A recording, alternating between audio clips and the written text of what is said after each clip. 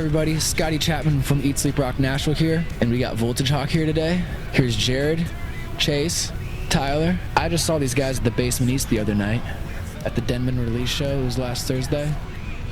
Tell me a little bit about that show, guys. How was the experience? It was a really special show for us because that was our friend group. I mean, we played our first show ever as Voltagehawk, and this was before Chase and Tyler. We played with Denman at the OG Basement, and it was their first show in town. They were brand new, fresh off the Camaro wagon, and it was just like incredible to kind of get that group back together. We played our first show on the east side with Denman in the tip, so it's always great to get that group of guys back together, and it's just a shred fest. So some serious gunslingers. Yeah, man. They're guys like I look up to playing wise in a lot of ways too. So it's like it was really fun to be like, all right, you got to bring it, and like do intense tapping and all sorts of technique, and like the whole night was amazing. Yeah, it was incredible. They're the nicest dudes too. I mean, incredible musicians, but amazing people. Yeah. We love those guys. How long has Voltagehawk been around the scene in Nashville? Well, Voltagehawk has been around for a little over a year. We just put music out recently, and we've only played probably a dirty dozen or so shows. So we're a fairly new band. We've all been in other things previously. So this iteration of this band, though, just a little over a year. And you guys just released an album I know of? Yeah. Right. October, right? October. Yeah, technically September 7th. I think that was the official release date. Oh, really? Yeah. So, we just put it out. That's our first release. We had just a couple demos out before that, but that was our first kind of like full thing that we call our first album. So. And what's the name of the album? Self-titled. Yeah, we just calling it Voltagehawk. Yes, sir. What went on during the production while you guys were recording? Well, first thing, it's available on Apple Music, Spotify, Google Play, all the different things you need. And we recorded at Electric Thunder Studios over in Berry Hill, not far from here, with Jeff Pyler. And oh man, he's like a producer that's another level, because he's a guy that is jumping down there on the floor, twisting pedals like while I'm playing, doing tracks, and he's like very involved with everything that happens, but not in a way of like taking control of things, but more like really being able to make each of us shine in our own ways. And like the album is just big as hell because of it. Yeah, he's such a wizard with all the gear and just hearing stuff. His ear, he was able to help us build tones that we were dreaming of that we couldn't necessarily do, without his little push over the edge. But we did some cool stuff in there too. We got to use some equipment that we didn't even think about, like Chase. I think he and Dan both used some really tiny amps on some stuff, and some like a cigarette. Oh yeah, to get certain tones box, and things, we used basically these like cigarette box containers that are filled with a little speaker and amp in it, and you overdrive them to the max and then put a mic in front of them, so it's this little tiny thing that's this big, and that's where like a lot of the huge guitar sound the album is from. It was really cool.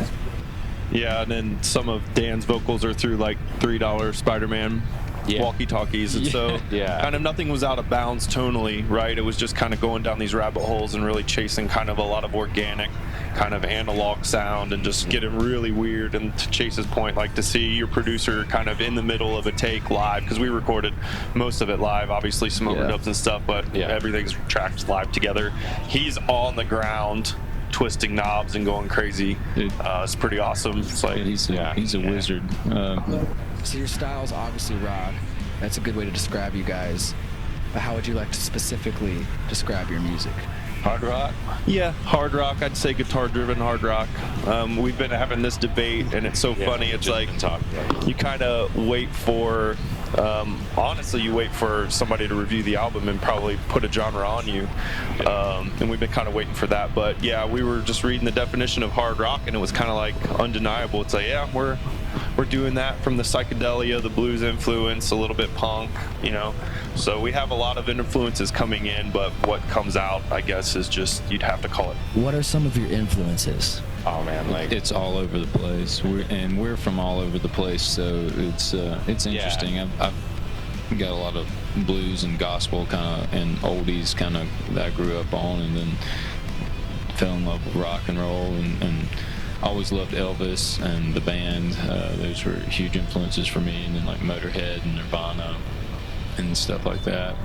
Yeah, we all have like different vibes. Like exactly, like Tyler has this Mississippi like kind of vibe he brings because that's where he's from, and so a lot of that is definitely shown to light like in his style of playing. And then I'm originally from Florida, but for me, like Mike Patton is like my hero, and like Mr. Bungle's like my favorite band.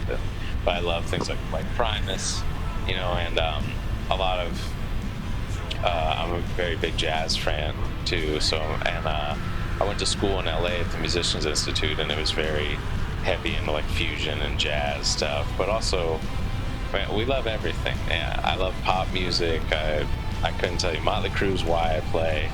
So like, you know, I love all of it. I know Dan's real big into, you know, Tom Waits and a lot of the kind of like songwriters like that, just those kind of poet laureate guys. And I think we have like weird through lines. We're all metalheads, so that's kind of like a good common ground, which maybe has something to do with our sound. It's like what we want to play, but yeah, we all love. We love Mastodon a lot. But the mix in the van is always very eclectic. It can go anywhere from Whitney Houston to Behemoth, like song to song. So it's like you got to be ready for anything. Yeah. You guys were talking about a tour you were putting together this summer. Tell me more about that. Yeah, that's to do with our manager Chad, really more. But no, we were just saying that like kind of our goal right now is to start doing a lot more dates throughout the summer that are, you know, we don't have anything that we can really like announce or anything yet. But yeah, we have a couple stokes in the fire. We'd love to do this. We're kind of working on this concept to do a coast to coast thing. We want to go from Chicago to Biloxi and kind of hit everything in between there, and then obviously do the normal rock block, the southeast region, just get out of town a little bit more. So we're in the throes of kind of doing that. We just had a meeting on Monday this week, and we're getting things lined up, so hopefully we'll have dates up on the website soon. Yeah. Speaking of tones, you mentioned earlier that Tyler, you do a little tone work here and there. Yeah, on Tuesdays I do Tyler's Tone Tuesday, and it's just where I talk about the stuff that I'm into or that I use, and I kind of ask people questions about what they're into as far as mostly bass goes, but sometimes we talk about guitar, and I'm not opposed to, you know, branching out to other instruments or whatever. But right now it's just been about pedals mainly, and basses, bass amps. But is it on YouTube where you post your videos? Well, the videos will be. Right now it's just been on Instagram, but yeah, he does all our stories on our Instagram, on Voltagehawk's Instagram, and on Wild Man Boone. You can look that up. And I'm Wild Man Boone on Instagram. Also, every day of my life, I'm Wild Man Boone. So, Chase, tell me a little bit more about these cooking videos you've been working on. Yeah, so what we're working on, especially we're going to be putting out here in the next couple months, is an idea that we've had that's basically called, am I allowed to curse on this? I never know. Or okay. All right. Well, our thing is going to be called Cook Out the Jams, motherfucker. And it's basically another way that my idea and like our ideas of what we talk about with social media and like with putting out music in general is nowadays, you know, it's not to blame in any way on like that people don't buy albums anymore or streaming is a popular thing. That's fine. The world changes. So with that, you kind of have to invest more of your personality and your character and who you are along with your music. And people instead invest time rather than just money, you know, into something. So it's like we want people to really see who we are and why we write the things we do, and like kind of the quirky personalities that make Voltagehawk, because, you know, I don't mean in any elitist way, but we're not like just some other metal band or some punk band or anything.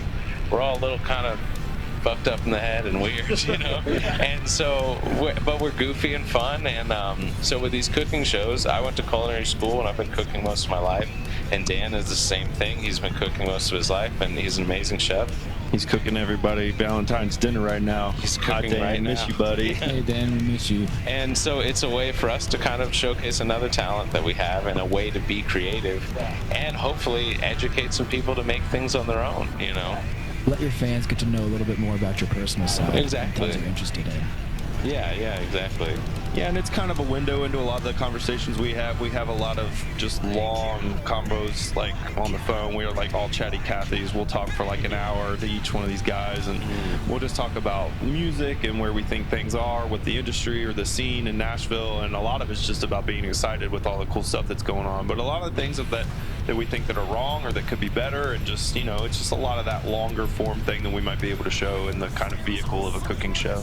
Yeah, exactly. Have you guys run into any issues being a rock band from Nashville, since Nashville is notoriously a country town? You have a great answer for this that you gave one time. Well, honestly, I just don't. I feel like things are changing, and like Nashville isn't necessarily. It's a common misconception that it's a country town, but when you really get here and you get in the heart of things, there's a huge rap scene here. There's R&B and soul music and funk happening all the time. There's been blues here longer than, you know, anything else, and then there's a great rock scene that's happening. You know, before I moved here, I had saw a buddy here, and he basically told me that this was like becoming a little LA. And that's what it feels like even when I'm here. Like, we have everything, you know, there's film going on, there's art, there's all sorts of great things that it's not in any way to disrespect country music. I love country music, but there's more than meets the eye to Nashville, I feel like. Well, there you have it, guys. I'm Scotty Chapman from Eat Sleep Rock here with Voltagehawk. Stay tuned for all their upcoming dates and details about their music at voltagehawk.com. And with that, we'll see you next time.